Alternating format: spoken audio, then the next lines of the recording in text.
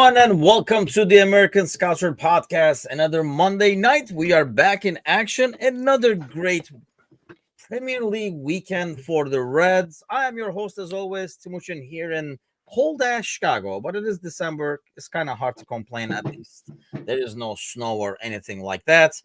With us, as always, is the crew. Bickler is in hoodie mode. What's happening, Bickler? I'll complain. It's cold as fuck, and I don't like it. It's been 75 for like 3 months, and then I woke up this morning, it was 38, and it was like frigid. So, kids are barfing everywhere. It's cold. It's not a great time. Yeah, I was gonna say we'll get to some Thanksgiving festivities, but yeah, I from the comments on Discord, we all gathered you did not have the most pleasant one. Gally is with us as well. What's happening? There's no kids barfing here, so things are good. Is the dog barfing or no? Dog's not barfing. Well, I don't know. Actually, at this point, he's downstairs with Kelly. So if I find him barfing downstairs, I'm gonna have to figure out what was happening in between then and now. But no, he's doing good. It is cold. There's balls up here as well.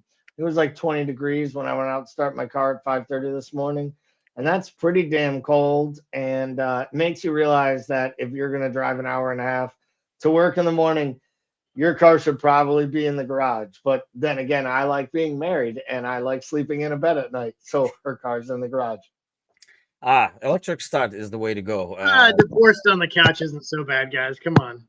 Yeah, you can make it. Just cuddle with the there. dog. Or The the dog take your place in bed. I guess I don't know. I keep forgetting Gally's already been there and done that. So whatever. It's not his first rodeo, that's for sure. No. I'm a glutton for punishment multiple times. Like, I don't give up. My mom taught me, you figure out something, you learn how to do something well, just keep doing it.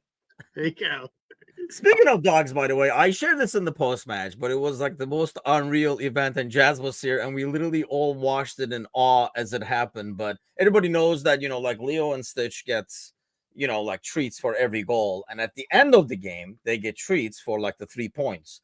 And like Stitch knows, he understands the VAR a lot better, like Leo still has not learned. So Leo, who has not learned VAR, so we're watching the game, it's like the very end, and I swear I did not do anything, but he heard the final whistle, like literally heard the final whistle, and started like trotting towards the yard with the snacks. And we were all standing just looking at him. He's like, game is over, guys. Come on, let's go. And I was like, we can't train him to do basic things, but somehow he's been trained to know what the final whistle in a soccer game sounds like. I like the picture of the elder golden retriever walking around being like, hey, it's not always this easy. We've had some rough years.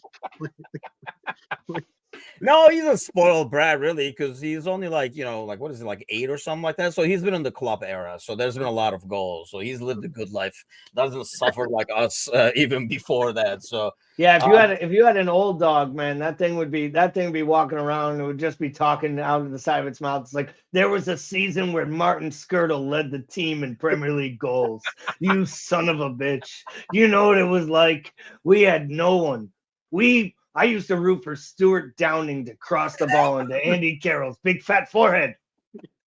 Bryce Sheldon says it was your pacing. I have to admit this was a pacing game. I think I did probably sit for about 15 minutes or so over the entire game. And only because, so we'll talk about the game obviously a lot, but first things first, we have to do trivia, because trivia is back and Bickler is here, so no other way to do this. It's actually like you guys should be able to get some of it. I think you should be close. So we're gonna skip the Newcastle game. Usually we get something with like the next game. We're gonna go with the Merseyside derby. So I'm assuming you guys probably know this, that there have been more red cards shown in this Premier League matchup more than any other in the Premier League history, the Liverpool versus Everton. How many red cards have there been over the years in the Premier League in the Merseyside derby? Come on, you guys should know this. No, I'm just kidding, but you guys should be able to think it. You guys should be able to think an educated guess. Bickler's counting like year by year. If Kazi was here, he'd be counting game by game. He'd be going through them and like counting them. Oh, he'd be ripping out people's names. He'd be giving minutes. like the tackles when it happens. I've got to figure out a way to get the beautiful mind background behind me during trivia with the I'll take a stab at this. I don't know it. I'm gonna go 12. Brian Shelton says 8. Bickler says 12. Galley says I'm gonna split the difference because I have no bleeping clue, and I'm gonna say 10. you guys are way, way, way low. Really? 22, isn't it? Is it 22? It's 23 Oh wow. in total. I almost said 22. I'm not even kidding. Then I was like, wait, is the 12, ratio 8? you guys think? How many for Everton? How many for Liverpool? 14-8. Or 14-9. 22, but okay. No, I told you I wanted to This say is why 22. you need the beautiful mind thing. I'm gonna say 14-9. Everton with more. Bickler.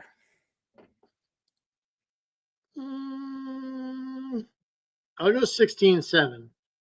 Damn! Good job, Bickler. Oh yeah. How about this one? Which was the most recent red cards in the Merseyside derby? Oh, Galley. Somebody with a working memory will get this one. Yeah, see, I wouldn't. I honestly, a lot of these blend into each it was on Thiago, wasn't it? Oh, I'm not gonna. I don't have that info. If BJ has not provided the info, I don't have that information for you. And that is not provided. I feel like it was the red card. There was a red card against Thiago by one of their midfielders. I don't know if it was Tom. No, I don't know who was it. Damari Gray? No.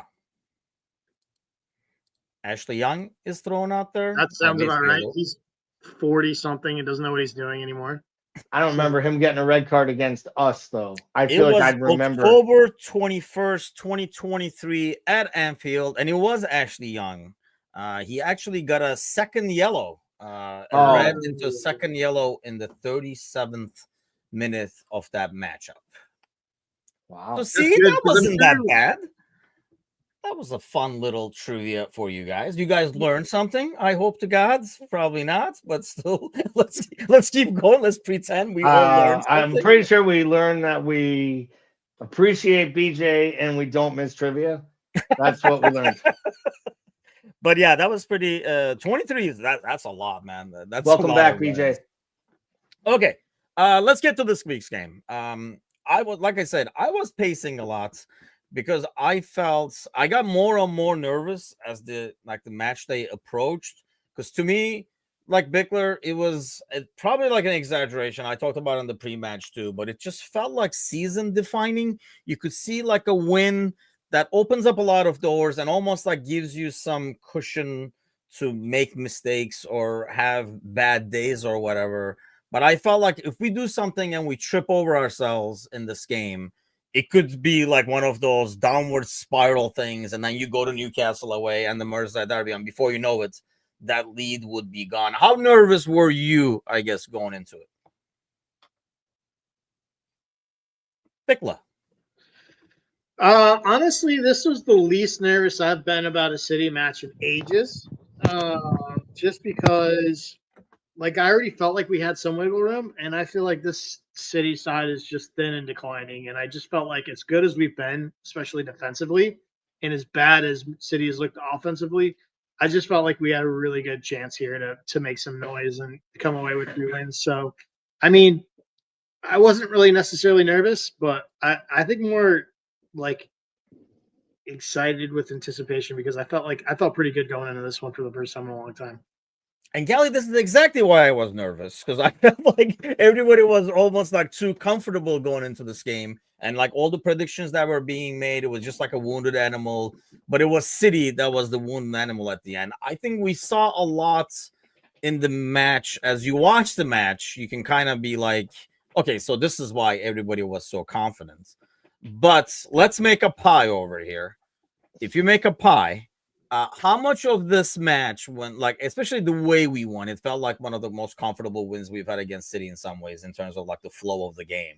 How much of it is this team actually this freaking good in terms of Liverpool or City is actually this freaking bad and in shambles? So it's unfortunate that too much of the pie is going to be shifted towards how much of a shambles they're in. Mm-hmm. But I think you have to be realistic. If you talk about City on a whole, they were lucky to get the win, or they were lucky to draw against Fulham. They were lucky to get a draw against, or to beat Wolves with the late goal. They had a lot of eye-opening results already happening before the wheels came off and they started losing all these matches in a row. And I think that there's got to be something when you talk about the fact that they can't run their legs. I mean, they have 2 or 3 players who are absolutely cooked. And I know me and you did the watch along together on Saturday, and we're on the pregame. And I kind of mentioned how I was feeling similar to Bickler. But as we got closer and closer to the match, I have to be honest, I was going more and more to your side of the stress Dark side. No, because ultimately I think I was coming to the point of like, I almost felt like we were going into this match in a situation where like we couldn't win. If we got 3 points, we beat the wounded animal and we were supposed to, and we're this juggernaut. If we dropped the points, we weren't really that good and the wheels might start coming off. If we drew, we were now bringing Chelsea and Arsenal into it. And I just thought like there was so much at stake based on the result. But I thought the performance kind of put all of that to bed. And we'll talk about the performance, but because it was so good and so good from the beginning, and when City finally got a foothold, we did what I think makes us the best side in Europe, and right now the best side we've had in years. We make adjustments in match on the fly, as good or better than anyone out there right now.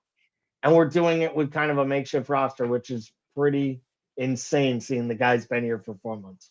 Yeah, I mean, that's probably, honestly, like a couple of weeks ago, I was still like on the fence in terms of, how good are we actually kind of a thing, like, are we like, we're getting the results, but how good are we? And it was all that, talk about they didn't play anybody yet and stuff like that. This is maybe like, let's say 3 to 4 weeks ago, right?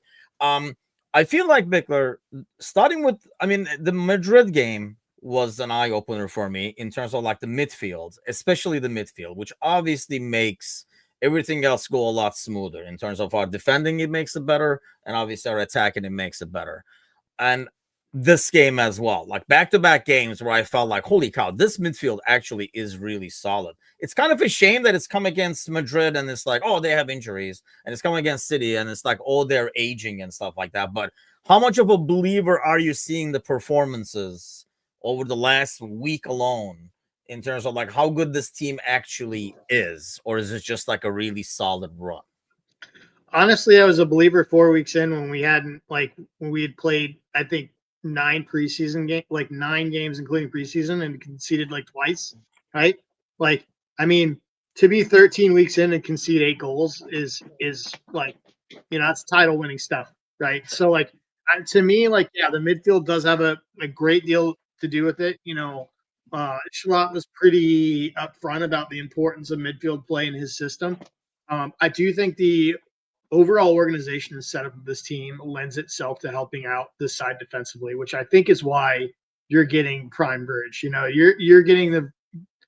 I still think that we've lost, prime Burge's top end speed and quickness, especially his quickness prior to the injury.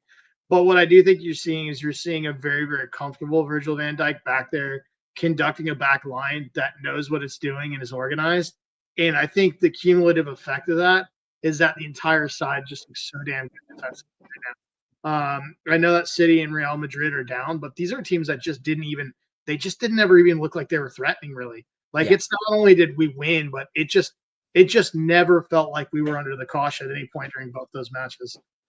Yeah, I think in both games, the scoreline was actually like deceiving. If somebody did not watch the game and just looked at the scores, they would not realize, how dominant like Liverpool was. And like even in the City game, if you just look at possession and, possession numbers, you're like, oh, City had the ball and stuff like that, but they really did not create any chances. And it's a lot of that. I mean, the Van Dijk thing, I mean, let's probably like start talking about him since Bickler brought it up as well.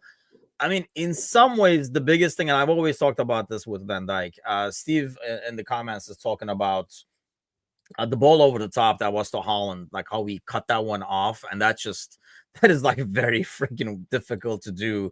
I think the biggest thing I like about Van Dijk is when he cuts those balls off, how he can kind of almost like calm the play down at the same time and start an attack. Similar to what McAllister does in midfield, where it almost feels like he slows the game down for his own team for like a few seconds and gains possession that way. Not only that, Gally, what I really like this game is his leadership in terms of having Gomez as the new guy next to him and Trent's coming back after a long time. He was directing a lot of the ball movement traffic, telling them when to go back to Kelleher, when to kind of go up top and stuff like that. And it feels like the old Van Dijk where he is kind of ruling his land back there in the back four. Yeah, I mean, I think he is. I think from a confidence standpoint, he is back to his utmost best. I think we are seeing him at his highest point as captain of this club. Like at no point last year did I feel as comfortable as I do with him leading them. Yeah, as he is right now. And maybe that is some of that. I think too that in the last couple matches he's looked outstanding, and it's also probably not a surprise that he also didn't have to do extra work because Andy Robertson was outstanding next to him for 2 matches in a row. And we've been critical on this podcast, right, of where Robertson is. Do we need to buy a player? Is he the guy? Is Simicast passing him by? And we've even said that sometimes Virgil has to compensate a little bit to cover for some of Robertson and do some things to help out. He hasn't needed to do that in the last few matches, and I think that also helps play a big role in that. I think the Gomez thing is a huge shout. I mean, the performance he put in, and people forget, and I forgot this until I read it today, the last time Gomez started a match against the top 6 side in the Premier League was the last time we beat City at home, and he randomly got a start, and it was that 1-0 victory when Mo got the late, the one-on-one goal. And it was basically Klopp was like, yeah, I had no choice, so I went to Gomez. He hadn't started in a long time, and he basically put Holland in his pocket that day. And you'd think that Holland would have just tried to attack Gomez the whole time because of the size difference. Gomez just used his positioning. I feel like he used his speed. He just used brains, and he just made Holland irritated all afternoon. And it wasn't until they brought Doku in, and I'm sure we'll get to the second half kind of when we talk more about kind of how the tactics rolled out. But I just thought Gomez was so impressive. And I thought he just did a really, really great job, and he just played within himself. And I can't believe I'm saying it because I think Konate might be the second best player at the club so far this season. Yeah. But I really am not that worried that he's going to be out for 5 or 6 weeks because I genuinely feel like Joe Gomez knows how to do this job. We've seen this record before. I think the main reason I'm worried is because it's at the same time as like he's down to, like he even said in the post-match press conference, that he's got down to like 5 guys to choose from when it comes to the back line. So if it was just Konate, I think then you can be like, oh, Gomez can shift there, Kwanzaa can shift there. I kind of worry because like Bradley and Costas and stuff are out at the same time. Sounds like Costas is coming back though. It made it sound like he might be back this week, even like available possibly for Everton, which I think would be huge. Yes, because I think that's like my main worry is, are you going to be able to like rotate? And that's where, because Gomez would be your rotation piece to come in for Trent at right back, for example. I know he put Kwanzaa in, which I thought, talking about like some of the key substitutions he made, Bickler, the Kwanzaa move where everybody would expect, probably including us, I did, when you see Kwanzaa on the right-hand side coming in, that you would be like, hey, Gomez is going to shift. I thought that was really smart, and I can't remember if it was Dixon or Lasso saying it in the broadcast, that it's smarter not to make 2 moves in the back line and just do 1 move.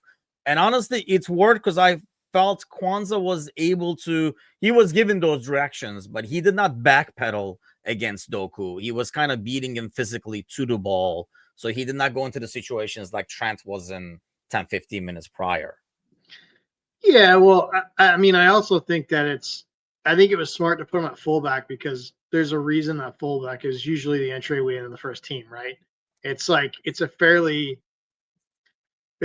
don't want to say it's a simple position, but it's an easier position to play than center back, certainly, where you have to read all sides of the field, right? With a fullback, you're cutting off half of your viewing angle and you're really just working on your positioning in tandem with the rest of what's around you. So I think it is, especially if you're concerned about Kwanzaa in terms of like, it seems like every time he gets trotted out there, he makes a big error. I think you limit that, putting him out of the fullback position and protect yourself a little bit.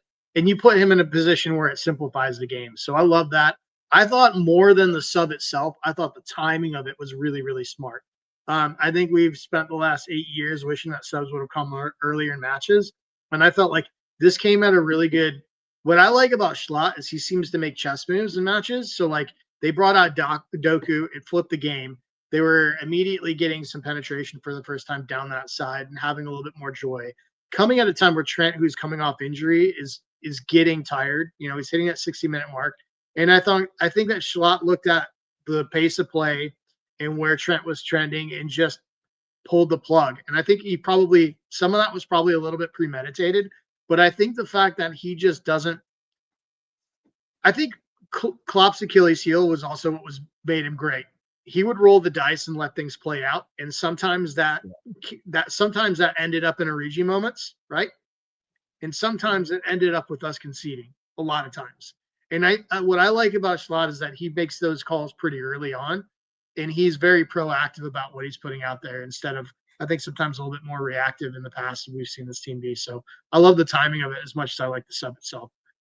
Yeah, I mean, that's the thing. It's been odd because every move he's seemed to make, Gally, has worked out like dead on, whether it's timing of the subs, whether it's, I mean, it can't all be luck, right? Whether it's like the lineup, like let's talk about in terms of the lineup, obviously Gomez, which I think we were in like unison looking for that over Kwanzaa to replace him, and we were talking about it throughout the week. But you look at the front line, and he makes the decision to go with Diaz in the middle, which I thought was a really good. I mean, if we played that well in the first half, I think it's due. And if the press was that successful in the first half, I felt like it was mainly due to having Diaz in the center, because I think he's a lot more disciplined, a lot smarter when he's pressing. I mean, Nunez gives you all the energy in the world, but sometimes it's not as efficient or smart and doesn't cut down the angles as you need.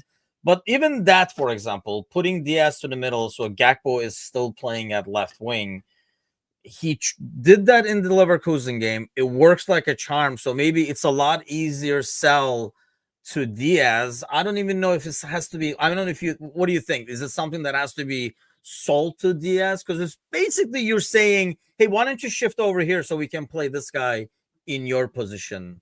I mean, you can schmooze a guy any way you want and be like, coach, you can do both and stuff like that.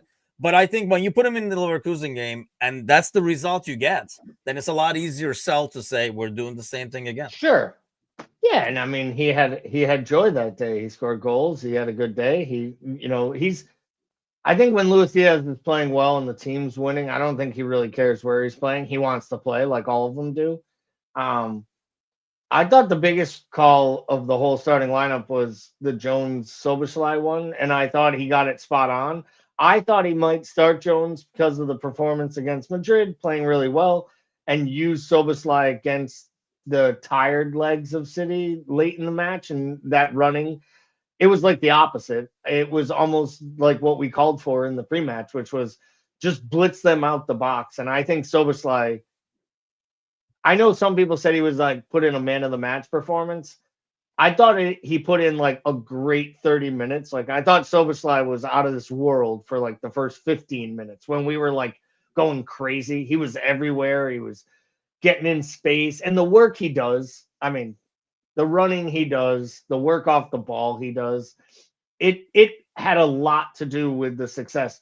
But to me, this whole match was all predicated on the midfield just overrunning them. They were trying to play us man to man. and they needed like a 5 to cover our 3. Yeah. And they had 3 people playing our 3. And then in the 73rd minute, the manager's like, oh yeah, I'm going to bring in Curtis Jones so we can get on the ball, pull the ball back from you. You can come at us. And at the same time, I'm going to bring on this crazy ass horse. I'm going to unleash him, let him run at you. And the moment it happened, Diaz, who was chirping his freaking mouth the whole game for City, acting like he was this big shot, doing all this stuff, he immediately was like, oh, I want no part of this. And he stopped defending Diaz, and that created the space that Luis Diaz runs into when Darwin makes the run that he makes before the penalty incurs. I thought Darwin was really good. I thought he changed the game. I thought he actually, like, when he had that play where he wins the tackle in the box and he jumps up celebrating like he's a center back who just like and Virgil's like, calm down, we got a corner. And then he gets the header on the corner to clear the corner, and he runs over to Virgil and pushes him. And I'm thinking to myself, the dude is absolutely unhinged. But you can understand why the crowd chants his name, whether he scores goals or not. Like, he was outstanding, and he did like a 15-minute job. But like, they're all doing their job right now. And it's just so refreshing. Like, could you give a guy yesterday that gave you a subpar performance? I mean, that's the thing. All the parts. I mean, you look at it like, you look at the ratings and stuff like that, but you can look at individual players, and it felt like, everybody was above average with a couple of like over the top good performances. Like a name that doesn't get mentioned a lot, McAllister, I thought was unreal in terms of like keeping shape defensively, the spaces he covers, the calmness he brings. Like, he's another guy that I feel like sometimes he gets the ball and it almost like everything lags, like everything slows down a little bit for your own team, and he can kind of like bring the control back. But going back to the front, Bickler, I want to ask you this. So are there certain games that fit Diaz to be in the middle better than Nunez? Like, how often do you think we will see this? Or is this like what you're really asking me is, are there games where it doesn't make sense to have Nunez start in the middle? And the answer to that is yes. What games, I guess? What kind of games where you would say, nope, not Nunez in the middle, Diaz in the middle, or vice versa? I'll tell you, I think that games that you need numbers in the midfield, like, are games that he shouldn't start up top. Just because I think that he struggles to play with Diaz on the left. I think he plays actually better with Gakpo, which is strange in general. And in a weird way, that does work because Gakpo can add to your midfield numbers. But I think my problem with Nunez is that he doesn't like. You just like him in this situation coming off the bench and being wild, because I think for me it's like he's so unpredictable in his movement. It makes it very difficult to build through the midfield with him sometimes, especially in games where you're worried about like for instance. I don't think and like, this has nothing to do with the quality. This is just the tactics. I do not think he makes sense starting in the middle versus a team like Arsenal. I don't think he even makes much sense. I guess you could make the argument for West Ham with his size. It might make sense on set piece stuff, but I think like tactically he doesn't do well against the midfield that sets up like that.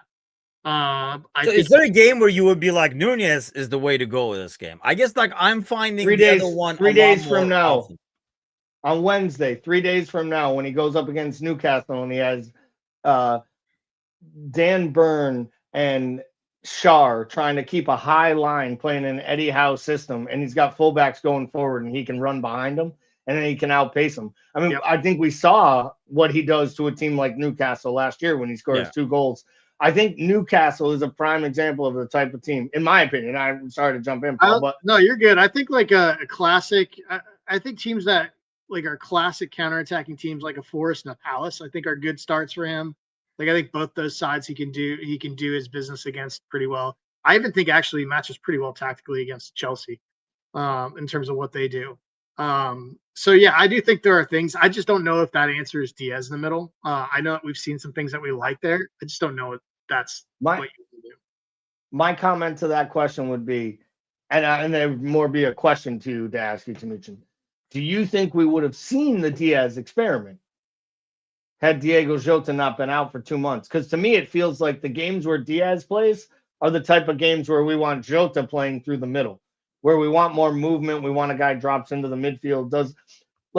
It almost felt to me like the manager is starting to feel like when you start Darwin Nunez up top, it's good to start Curtis Jones behind him. And when you start one of the less chaotic people up top, it's better to start the runner in Soboslai behind him. Because at times, I think sometimes Soboslai and Darwin start to run into the same spots, start to make the same runs. They start to almost press the same areas. And I almost feel like Jota's injury had a lot to do with why we saw the Diaz experiment. Doesn't mean it's going to stop, but I think those minutes would have been, I think Jota would have started I think that so, because Leverkusen game. what you get, I think what you're looking for there is compared to Nunez, because Diaz has the speed too. Out of those three, probably Jota is the only one that does not have the speed to go behind. He will make those runs, but he's Right. not gonna like totally outpace you. But I think, and I don't know, maybe this is unfair on like Nunez, but they have a better soccer intelligence, I feel like. And it goes no, like that's not- Jota, that's Diaz, the truth. Nunez in terms of how to press, when to press, the angle that the press comes at, like the pass that you cut off, like the angle you take to approach the goalie and stuff like that. Nunez runs all over the place, but sometimes he takes a wrong angle. And I think this is the mistake we did in the past where, you know, and we know if the press up top, especially when you're doing that heavy of a press, is not good, you leave the back exposed, like your midfield and obviously the back line very exposed. And I think that's why you're probably right, Gally. I think if Jota is available, we're probably not seeing this experiment because Jota is there, because he's doing the work that we probably want out of Diaz. I just feel like though Diaz brings you the speeds and a bit more energy, but maybe not the finishing you get from Jota. I mean, I don't like if you guys had an option, who would you guys pick? I'm not asking Matush, but you know, like because I know who he's gonna pick. He'll put Kwanzaa center forward before he puts Jota. But like, I mean, I'll throw it into the middle and you guys can jump in. But like, if you guys had the option to put that guy in the center, if you're putting Gakpo on left, Mo on the right hand side, who are you going with the middle if everybody's available? Oh man, I think this is one of those things where you're playing matchups. I really do. I think as much as I love Jota, I'm still probably going Darwin. I still am bullish on him, even though a lot of people have settled and are not. I still am.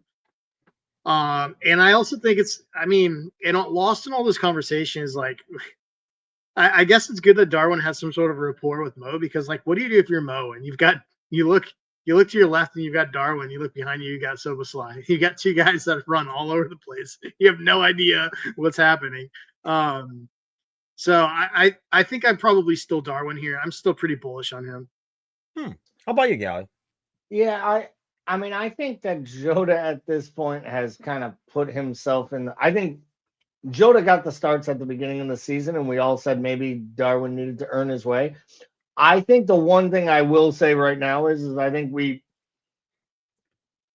talk about this like, oh, this was a matchup where Darwin basically got a rest. Like he'd been playing every match, almost like 70 to 80 minutes every match since Jota got hurt. I also think like there's part of that. I think it's Jota if he's available, because I think Jota gives you the best chance to score. I still think that if you ask Mo Salah who he wants playing, he would tell you Darwin Nunez, because it creates the most space for him to cut into. He occupies more defenders, and he likes playing with the player. I genuinely believe Mo Salah would want it to be Darwin Nunez. And seeing that every other supporter tells me that, you know, all we should do is just whatever Mo Salah says is what everyone at the club, and just put down your spreadsheet and write that man a fucking check. It seems to me like he has made it clear he likes to play with the player and is happy to play with the player. So I think if all things are equal and they're all scoring goals, I think Darwin would probably get who I would want, but I think Jota will get the most starts because I think that's who the manager likes the most and is the most comfortable. Tim, if you're down by a goal with 15 minutes left, who do you want off the bench, Jota or Darwin? Darwin. Oh, wait, we're down 1-0? Yeah, I'd want Probably Jota. Jota. See, I think there's arguments for both. I think there. I put Darwin when I'm 1-0 up. Because I feel like, I think somebody was saying, Hassan was saying that if Jota is available, I'll put Jota. I'm on the same boat just because of his overall game intelligence, his positioning, what he can do to shift center backs around, what he does a lot when, and obviously he can finish. So he gives you that too, and he gives you the positioning. So I do like that. But with Nunez, I think what you get is, and this is what I want to go into. I wish they asked them. I have not heard from like slots like talking about how the first half changed into the second half instead of like how we approached it and played it. Like, was that by design or not and stuff like that. But in the game where we're kind of like allowing the other team to have the ball and going to try to play long balls, that's when I put Darwin Nunez, because I was saying like this morning, I think it was, or last night, that if I'm a defender and you're putting that ball up and it's going to bounce somewhere in the middle of my field, the last thing I want is Nunez like coming like 110 miles an hour at me, because he's either going to get the ball from me or knock me out or whatever is going to happen. But it's like, then it becomes like the bull in the china shop kind of an ordeal where you just like coming full force. And I think that's how we got the second goal ultimately, is the chaos that he caused by pressing. I think Jota and I think that's why Diaz gets the nod in a game like this over Nunez. He's the closest thing to Jota, going back to what you were saying, Gali, in terms of some of the things he does in terms of pluses compared to Nunez. I love Nunez to death, but mind you, I was scared to death towards the end of the game where he was just like sliding all over the place. I'm like, one of these are going to connect and he's going to get a red, because you really got into the intensity of the game and the pushing and shoving with Silva and stuff like that. And I was like, he's going to kill somebody and see a red, last thing we need before Jota comes back. But let me ask you, because nobody asked him in the post-match, instead of asking him stupid things like, how does it feel to be this and shit like that, into these I wish they would ask more tactical questions. But Bickler, do you think that was by design, how we went from the first half where we were dominating, pressing? Is that basically, there's no way we're going to do this for 90 minutes. Now we control the game and counter. You guys can have the ball. You're not going to be able to create anything. Is that by design, or is that kind of City trying to kind of keep that possession instead? I think that everything Arne Slot does is by design, and I think it's built to dominate in such a way that you can literally bleed a game out, and I think that's what he does. I think he likes to just kind of like a boa constrictor, control the possession and just squeeze the life out of a game. And I think if he gets a 2-goal lead at any point, he's just going to let the air run out of that thing slowly. And I think that's exactly what he did. I mean, I think City did some nice things in terms of what they did from a sub standpoint. I look at this side. This side has such terrible movement right now. If you ever watch what they do, I can't remember ever watching a City side that's attacking and has the ball in the opponent's half and is literally sitting with 8 guys around the ball and nobody is moving. It's the craziest thing I've ever seen. It's so and people wild. are like on top of each other, like Nunez is on top of the other one. Just insane, just insane stuff to see from a City side. So I think bringing in players like Grealish and Doku are good because they take people on, which is what you need when nobody's moving, right? You need to have somebody that takes people on to pull them out of position. This was the big thing we all got frustrated with in the Klopp era. We were just pinging balls in from the side instead of somebody actually taking somebody on and dragging them out of position, right? I think that's what players like Grealish and Doku do. So, I mean, I like the substitutions. I thought ours were just as good. We kind of talked about the Kwanzaa one already. But I think that I like the fact that our substitutions were in response to what they were doing tactically, which feels really nice as a supporter to see. And I think that he just sets his side up to go win a first half and then to bleed a game out with control. And I think that he's writing a book on it right now, and it's been awesome to see. Ryan says he was asked on Sky. I know, when they were standing at the desk, they said the second half, and I know he kind of approached it, and he said, City got, but he never said. I remember one game where I can't remember which game it was, but we kind of assumed that was the case. And then in the post match, he was not too happy about that and saying like, yeah, that should have never happened. We should have never given up that much possession. So I was wondering like what his mood was on that. And he didn't give any colors because I did see what he said on Sky. And he did like give that, like they had the ball more and stuff, but he never gave colors in terms of like he was okay with that or he was irked by that kind of a deal because it felt like we were okay with it because they were not creating anything. But that goes back to the pie that I was talking about earlier, Gally. So you're the pie guy. I mean, is that a mistake on Pep's side? We've always talked about Pep tinkering too much and doing some stuff, right? Was that a mistake not to start with those wingers in the first place, knowing he could have Doku going at Trent, who just came back from injury from the get-go? I mean, I don't know how many minutes they had available or whatever, but is that more on them to kind of like not really line up the same way? I know he wanted to beef up the middle, so he had Nunez on there and stuff like that, hoping, it doesn't do the 3-on-5 kind of an ordeal that you were talking about. But was that a mistake not to start like that in the first place?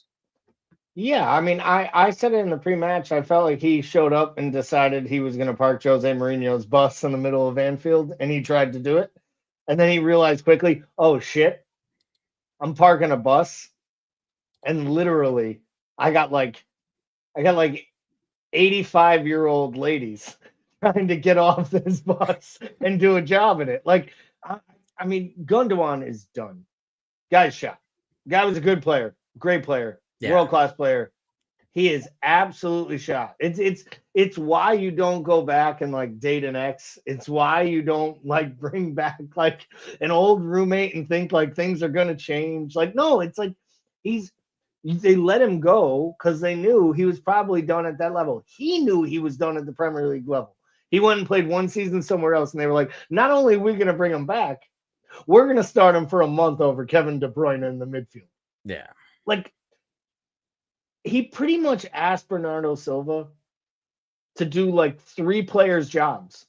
This is the guy who doesn't like to work hard enough to do his own job that's asked of him in a match. And Nunez just isn't good enough. He worked hard the whole match. He was one of the few people I thought that actually put in effort the whole first half.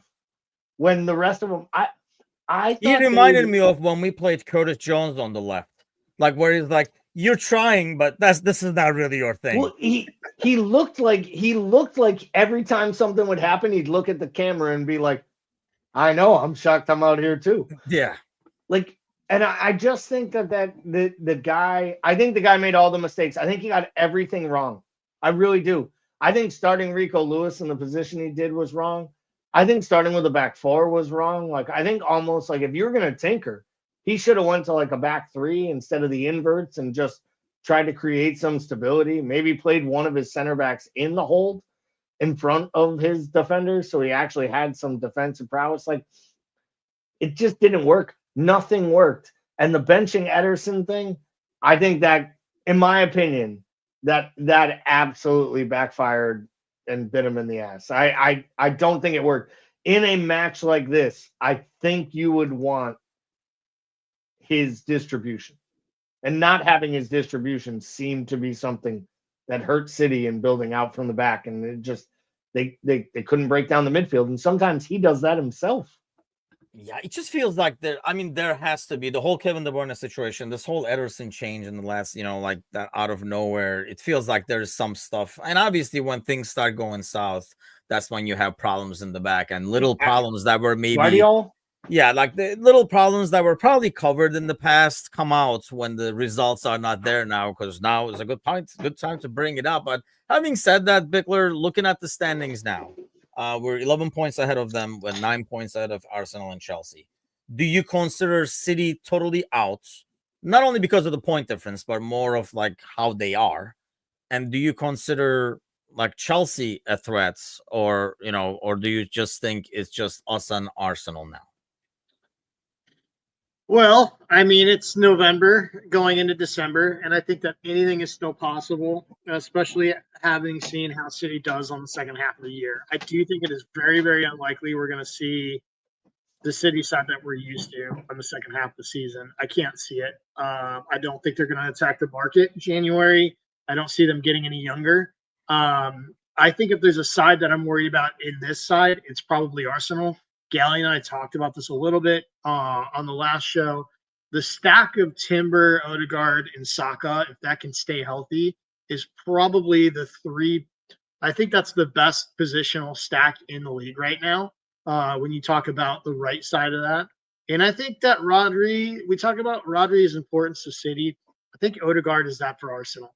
And I think when Odegaard's in there, they play like a completely different side. He's the constructor. He's the conductor in that midfield for Arsenal. And I think when he's in there, they play at a noticeably different level. And I think that's the side of any of those that I'm worried about, including City. Yeah, I mean, Chelsea, the only advantage I guess Chelsea has over Arsenal, Gally, is the schedule, where they have a lot more, like their European games, because of like the opponents they face, they can kind of be a bit more lax. And that's one advantage that we have. And we didn't get to talk about, for example, the FA Cup draws. That's another case where, we kind of like probably the best draw we've had in like decades. But, you have an other game where you can rotate. We already have like the Champions League, like 5 in a row. So it feels like 3 rubber matches that you can rotate. I don't think Slot is ever going to just trot out all the kids out there or something like that and treat it like that.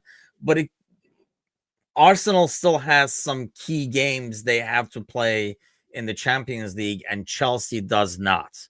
Does that give Chelsea enough of an edge, or the fact that Arsenal is established kind of? I think it gives them a little bit of an edge. I think the fact that Arsenal is a much more established side, and I think Arsenal is more equipped to deal with the rigors of the Premier League. And as much as I think Chelsea has made huge strides forward, I don't think that, and we've talked before in the past, right? Like, what is it? Like defenses win championships, right? Like defenses win titles is what they say, right? Like they always talk about that. And I just don't think that this Chelsea team yet is solid enough at the back and good enough in between the goal sticks, which is probably their biggest weakness of their entire side. Their whole club. They have 150 keepers, and I don't think any of them are as good as Kelleher. He's our backup. And I think that's what will hold Chelsea back from actually making a push to compete. If any team runs us down and gets this close for me, it's going to be Arsenal, because nothing has shown me that City has it in them to fix this. Because I think when you fix a problem like this, you have to have like leaders. And I've always said this. I feel like that Manchester City are front runners all day long. I don't think Kevin De Bruyne is a club captain. I wouldn't want Kyle Walker leading my group, right? Unless it was, to hire the next group of strippers to come through the party. Like, I don't want those type of people. I don't want Phil Foden being the sounding board when things get tough, or Jack Grealish. And I don't know that they have a leader that they don't have Vincent Kompany anymore. And I think that's really another problem. They don't have, Fernandinho. They don't have a leader at the club. So the real question is, who throws the better office party, Leicester or City? Oh, Jamie Vardy is at Leicester. There's no question. You have Grealish there too, though. And Kyle Walker and Foden, and Yeah, I don't know. I'll guarantee that Jamie Vardy throws such a good party at Leicester that Kyle Walker and Foden, they show up. That's the difference. I would love that. There would be Jamie Vardy. There would be a fight between Vardy and Foden, not even 15 minutes in. And there's there's no Vardy, baby. And we all know there'd be a 38-year-old guy looking at that little 20-year-old drunk and passed out on the floor. And he'd literally be looking at him and be like, I got 3 teeth I'm missing, and 2 of them were from beating up your uncle. Like, there's no question. The best part is there's going to be some 30-year-old who got convinced it's cool to shave part of his eyebrow by Foden. I don't. That's the thing with City. I think normally 11 points, you wouldn't write them off, especially this early. It just feels like I don't see a huge run in this team the way they are right now. And I think Kovacic is like out another month still. So he's not coming anytime soon. They just look soft in the middle. And honestly, and here's the thing, this is what I was talking about earlier. This is why midfield is key. If your midfield is solid, it can, cover a lot of holes in the back. And because they have no midfield, it's so soft in the middle, that defense gets exposed. Doesn't matter. You can have world-class back four line. If there's no midfield in front of them, they are going to get exposed. They're playing against world-class players that can time runs and everything like that if you don't have pressure on the ball. And that's what it felt like. And I looked at when we were dominating like the first 10, 15 minutes, you look at their bench, there's nobody that can come in City right now to stop the bleeding. I was like listening to another show. I was actually like jumping on one of the Colin shows, and somebody was like, "Oh, should I brought in De Bruyne?" De Bruyne is not going to clog that hole. They had nobody there that can come in and stop the bleeding and win balls and be physical in midfield, and they're not going to have that. I mean, I guess in January they can get someone, but by the time we get there, I really feel like it'll be more than 11 points. Not to mention, it'll now be January. So, Bickler, you said it's still early in the season, which it is. We're a third of the way in now, right?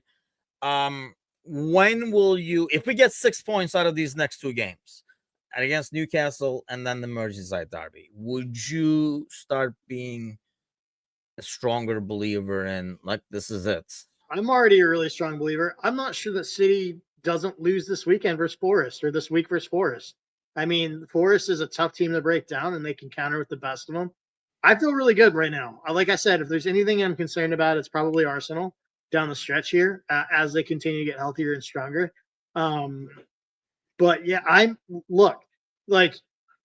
feel like we're playing with house money. This was supposed to be a rebuilding year. We're 11 points clear right now, and I am happy with this. I'm not nervous about blowing a lead.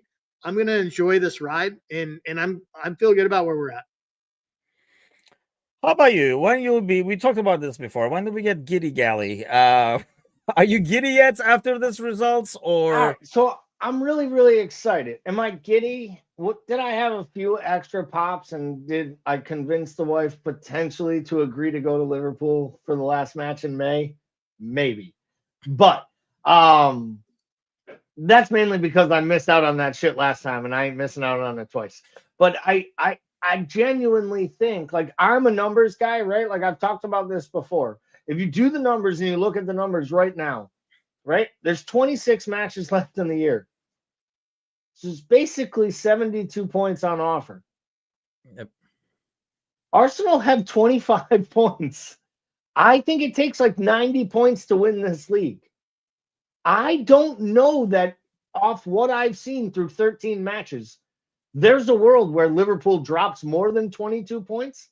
And I'm not sure that Arsenal can average 2.55 points per match every way till the end of the year. And that's what they need to do to win. It would take us losing 4 more games than City from now to the end of the year just for them to beat us by 1. Yeah.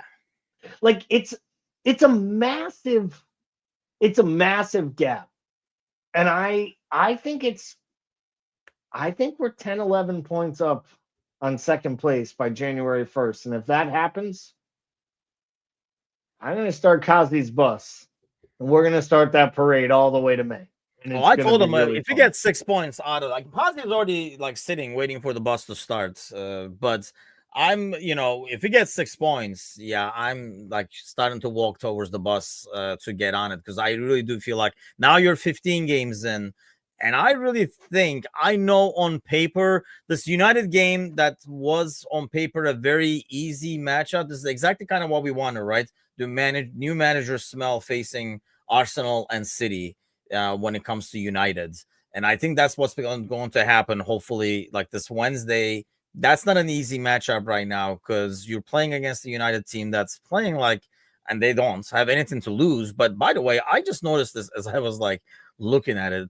Look at the goal. I think what gives me hope, when you were talking about like the number of losses, Ali, it's not only draws, like, right? We would have to lose, like that adds another game, because when you're only conceding 8 goals in 13 games, you're not losing a lot of games. You might not win, you might draw or something like that. But I mean, look at the number of goals conceded by City, aside from Brentford, who just like, doesn't play defense.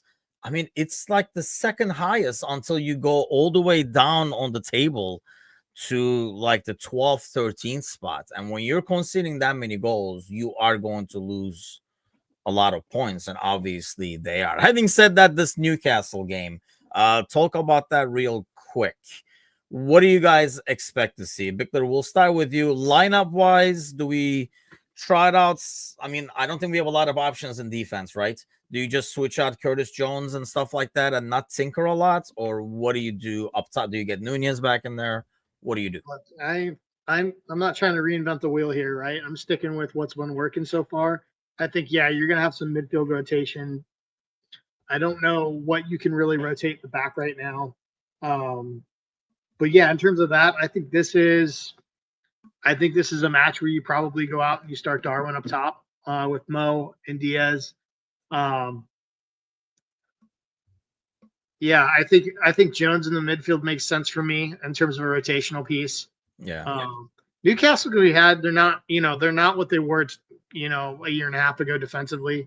They're a lot of their key pieces are banged up. We'll see what happens with Bisak here if he'll be good enough to go. But yeah, I mean, I wouldn't reinvent the wheel here, and I think the quality is there to have this be a good game for us. Yeah, I mean, I'm assuming he would be out, right? Because I know we were doing the live watch along. We saw him come out injured there, Gally, but unless it was precautionary. But you got to imagine that they would keep him out for this matchup, and I would definitely like that to be the case because obviously he's one of the few attacking players that can offer something there. I think Jones will start. I think Nunez will start. So I agree with Paul there. Who starts on left? I think it's Diaz probably. Maybe it's Gakpo for the fact that Diaz played more minutes in the last match. Not a lot more minutes, but he did play a little bit longer, right? He stayed in a little bit longer, right? So I think maybe it's just that rotation piece, and it's just saving minutes. I love that they actually yanked Mo off with 15 minutes to go just to give him a little break because it gives him a little wind in his sail. The interesting one to me will be at the back because I think it's asking an awful lot of a player coming off a hamstring injury that was just barely fit enough to make the bench to run Trent back out there again. So I think you got to make a decision, and this one might be different. I might start Gomez at right back with Gordon coming at him on the left with his box of tricks and play Kwanzaa at center back from the start because I want him playing in the position that he's more comfortable in. Type of a thing from the beginning. But I think this could be the spot where Kwanzaa gets his start. And maybe that was a little man management on Arne Slot, just getting him in the game for a few minutes so he wasn't getting a start cold at St. James's Park. Because I do think this is a really, really big one. Like, I think if you can win this one, you set yourself up for Everton. I think if you drop points in this one, you put an enormous amount of pressure on yourself at Goodison to make sure you get 3 points. And every time we go into Goodison, assuming a victory, we do not come out with one, in my recollection. Yeah, exactly. I mean, that's going to be a tough matchup either way. I mean, they're going to, they're going to be okay with a draw. They're going to play for the draw. They're going to kill time and all that kind of stuff. But, they're just going to rely on set pieces for the most part. I just don't. Yeah, I do feel like fixture-wise, opponent-wise, this is a tougher game, Newcastle away. But in terms of because it's like a Merseyside derby, the opponent does not matter as much when it comes to that game. Not to mention it's the last game at Goodison and stuff like that. They're going to be up for that game. The crowd is going to be up for that game. But there's a quality difference as well. And I think maybe this whole more pragmatic approach as opposed to the rah approach that we got from Klopp could help in a game like that, where you're kind of more calm and playing to your skills as opposed to let's go get him, boys, kind of a thing. At one point this season, will Ryan Gravenberch get a break? Sometime. By the way, I didn't even think of this really, but I'm assuming, I don't know what you guys think about this before we head out, but I mean, he didn't have to do a whole lot, to be honest with you, but his distribution was great in terms of he probably did more distribution than goalkeeping this game, but the only time that he was called upon when Van Dijk made his only misstep the entire game, he did really well. So, I mean, is there even any reason to rush Ali at this point, Bickler, or Girona game, like everybody's saying, is his first chance to kind of go out there? I don't think there's any reason to rush him back. We didn't have any really subpar performances last match, so I figured we would just spend the rest of the pod talking about how we should sell Kelleher. That's probably like a huge talk. That's probably a huge discussion, by the way, is how to move forward with the whole goalie thing in the next offseason. And if I open that can of worms, I might as well open up the contract talk too, and then we'd be here for fucking 5 hours. So I don't want to do that. I just think like at some point, like I understand we go from 0 to 100 because that's what we are, right? We're Liverpool supporters and we're also fickle. That's what I always say. Fans came from fanatic because people are just idiots, but I think at some point there's going to be a real cry for people to say, like, I understand how great he is, but honestly, what Kelleher has done in the amount of time that he's been asked to be the keeper has been the type of thing that no player should actually lose his job for. They've won every single match he started during this time. He's not conceding goals. He's the first Liverpool keeper to stop penalties in European competitions and back-to-back fixtures. Like, he's got things that are going on right now. Like, he is putting up he's making the argument of I'm giving a reason for the manager to question whether I should give up this number 1 jersey. I think Alisson should be number 1. And I still think he makes the team the best and he is the best keeper.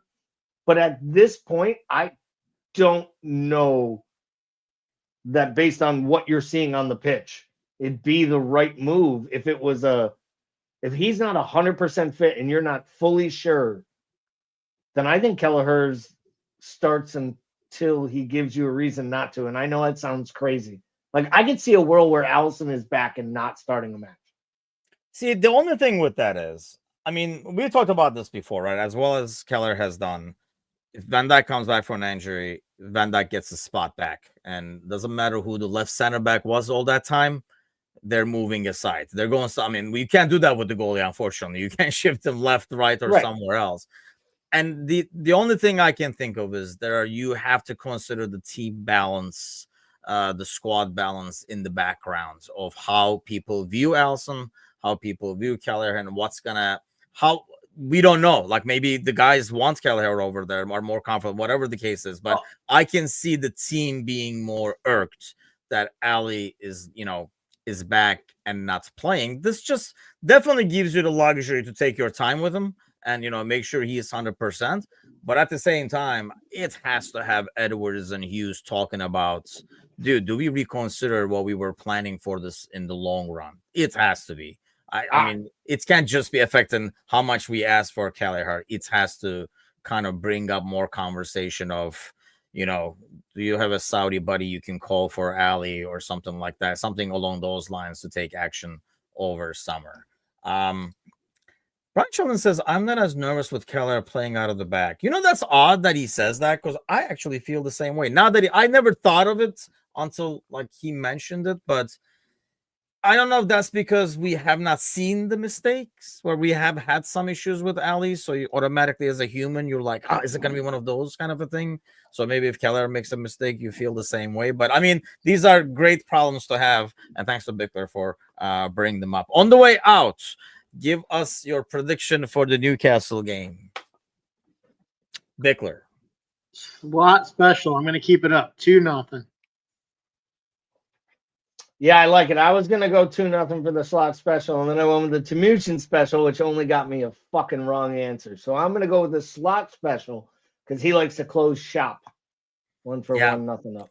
I got my Timuchin special on the Fenerbahce game today, so I must have mixed up the games, which way it went or whatever. But I'll go with the slot special too. It almost feels like it has to be the way to go over here now, because he does love a clean sheet. Hassan says 25 matches to go. Teams will drop points. Yeah. I mean, the problem is, and I feel the same thing about that. And as the weeks go, the chance of that or the impact of that would go. If something happens to Van Dijk, something happens to Mo, every team has 1 or 2 players that can kind of, have the domino effect and affect everything else and stuff. I mean, we have that in Van Dijk and Mo, I think. And they have it in Saka and Odegaard. And obviously, City had it with Rodri, apparently. So as long And as that Rodri. doesn't happen, but every week we keep going, even if it does happen, the impact of it diminishes. So let's hope for that. Alzano's going for it too. Let's all freaking go for the 2-0 and get another 3 points. And let's hope for United to do something and get us something against Arsenal, because I think we're all in agreement that that is the biggest threat to the title run right now. But that's it for us this week. I'll be back tomorrow with the panel. We have a full panel tomorrow, so it should be, I think, like, everybody's just gonna like just pop the drinks and we're gonna celebrate City's misery is what it's sounding like more and more.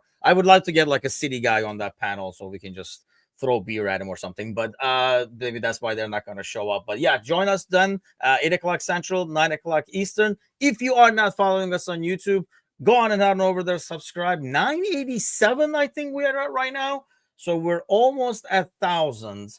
And if we reach 1,000, the 1,000th person gets to touch Bickler's stash or something like that, something like, you know. So that is not a prize. I promise you 1,000 subscriber, you will not have to touch that stash, because I got creeped out just watching him curl it on screen while we were doing this podcast tonight. So I will say this, you do not have to touch that stash, but we will send you a gift package of some kind. You'll probably get some nice American Scouser swag.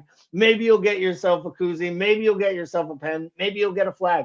Who knows? A t-shirt, a hat. We have all kinds of good stuff. Hell, we might make you something that says you are the 1,000 subscriber. Thank you. There you go. And then we're going to take it back if you ever unsubscribe. So don't you dare. Yeah. Or signed by Bickler's stash. Bickler's stash has to be involved somehow. It's a key. Oh, no. You're going to get yourself a I Touch Bickler's Stash t-shirt. Oh, man. That should be easy. There's a bunch of clip arts that show that best. But hey, have a great week, everybody. Enjoy the run. And we'll see you guys soon. Take care.